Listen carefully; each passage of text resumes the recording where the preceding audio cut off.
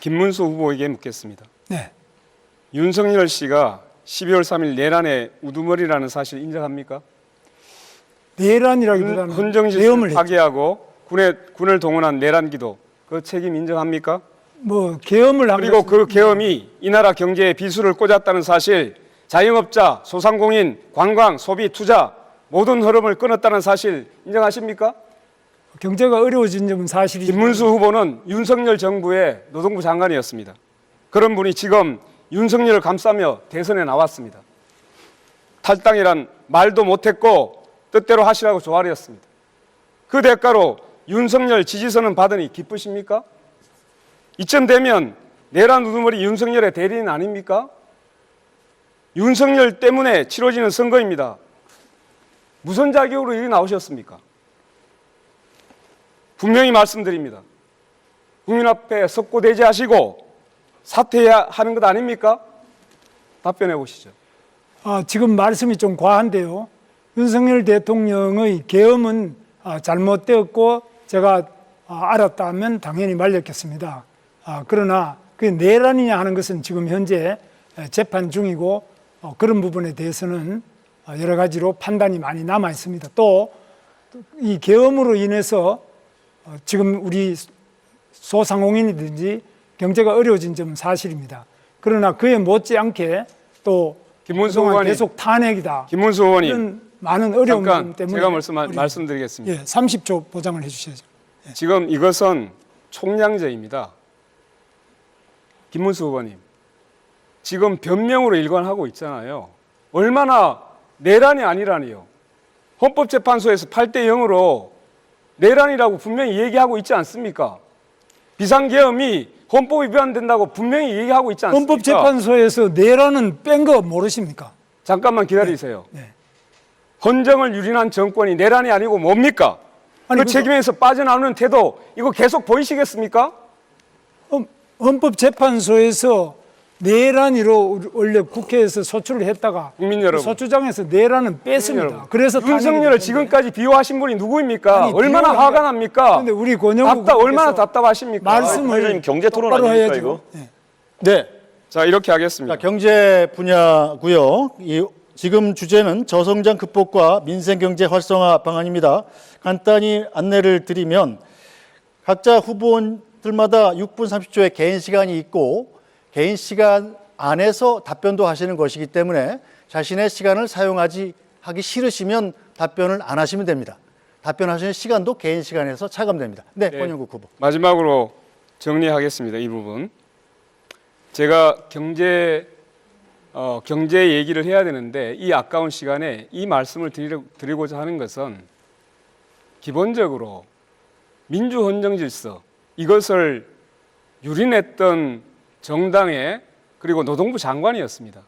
그리고 윤석열 씨를 비호했던 사람입니다. 진심으로 사과해야 됩니다. 그리고 자격 없다고 생각합니다. 그래서 국민 여러분, 여러분께서 감히 이렇게 부탁드립니다. 내란을 옹호하고 윤석열 씨를 비호했던 사람, 국민 여러분께서 퇴출시켜 주십시오. 네, 이것으로 일단 이 말은 마무리하겠습니다. 노란봉투법이 말도 안 되는 법이라고 합니다. 악법이라고 합니다. 노란봉투법이 진짜 사장에게 교섭하자는 게 악법입니까? 그리고 말을 하시면 안 됩니다. 잘 들으십시오. 자기가 행한 그 책임에 따라서 손해배상을 청구하도록 하는 법이 악법입니까?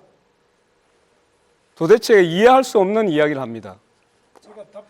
김문수 장관이 예전에는 노동운동의 상징이라고 얘기를 했습니다. 그런데 헌법에 있는 33조 노동3권에서 보장하고 있는 진짜 사장에게 교섭할 수 있는 권리, 단체 교섭권입니다. 그 교섭권이 악법이라고요? 엉터리라 말도 안 된다고요? 도대체가 노동부 장관을 어디로 해먹었습니까? 두 번째, 손해배상 청구를 각자의 책임에 따라서 하자는 것이 어떻게 민법에 위반됩니까? 법을 모르시면 그런 얘기하면 안 됩니다. 정말로 부끄럽습니다. 그리고 주 50시간 얘기를 하시는데요. 지금 시대에 노동시간 늘려가지고 산업 경쟁력을 살리겠다? 이거 어느 나라 얘기하고 있습니까? 잘 보십시오. SK 하이닉스는 주 43시간 이상을 일하지 않습니다. 삼성전자에서 지금 문제가 생겼습니다. HMC라고 하는 오히려 기술력에서 SK 하이닉스가 훨씬 앞서 있습니다. 이건 기술력의 문제를 가지고 노동자들의 노동시간을 얘기하고 있는 것은 정말로 잘못 짚고 현실을 모르는 얘기를 하고 있는 겁니다. 그래서 민주당에서도 잘못 이해를 하고 있는 거예요. 여기까지 하고 넘어가겠습니다. 제가 답변할 시간. 네, 답변할 시간은 없습니다. 원영국 후보께서 시간을 양도하지 않으시면 김문수 후보께서는 시간을 다 사용하셨기 때문에 다음 토론에서 말씀하실 기회가 생깁니다. 정부가 중국에도 결국 유예하고 협상을 시작했습니다. 다 유예하는데 한국에 대해서 유예하길 기대하기는 어렵다. 이렇게 말을 한 근거가 있습니까? 한국에도 유예할 수가 있고요. 그 부분은 이제 협상을 통해서 더 유예가 될 수 있도록 하겠습니다. 관세의 감축 또는 나중에 현재는 FTA로 거의 관세가 없는 상태입니다만 그런 부분을 더 낮추고 또 유예하고 이렇게 해나가도록 하겠습니다. 아니, 예. 그런데 왜 미국이 다른 나라들은 그대로 두고 한국만 유예하길 기대하기는 어렵다. 이렇게 이야기를 합니까? 차라리 우리도 유예할 수 있어. 이렇게 얘기를 해야죠. 아니, 국회에 나가서는 그 윤석열 내란에 대해서 사과하라니까 꼿꼿했던 김문수 아닙니까?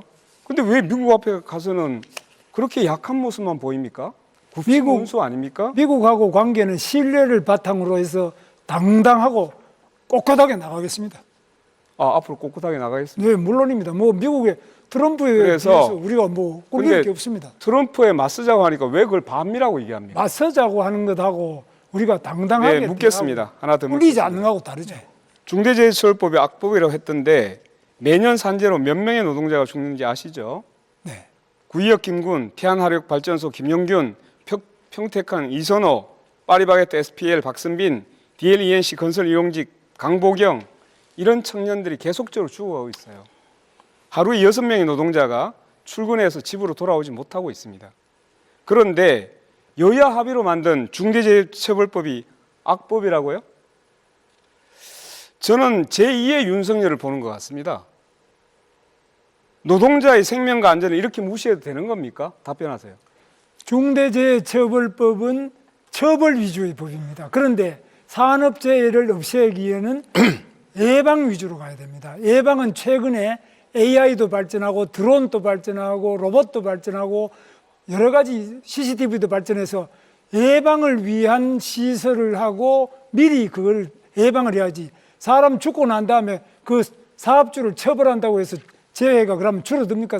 사망자가 줄어듭니까? 그래서 저는 예방 네, 위주로 가야지. 네, 듣겠습니다. 처벌 위주로 끝까지 가는 듣겠습니다. 건 잘못이라고 봅니다. 지금 예방 위주로 하는데 아무리 그런 걸 예방을 하라고 해도 돈이 드니까 지금까지 안 해온 거예요. 그래서 중대재해처벌법 만들어서 처벌하자고 만든 겁니다. 산재 유족들이 그 추운 겨울날 단식하면서 만든 거예요. 이걸 함부로 무시하는 노동부 장관 과연 그 자격이 있었습니까? 저는 이해할 수가 없습니다. 더 들을 필요가 없어서 넘어가겠습니다.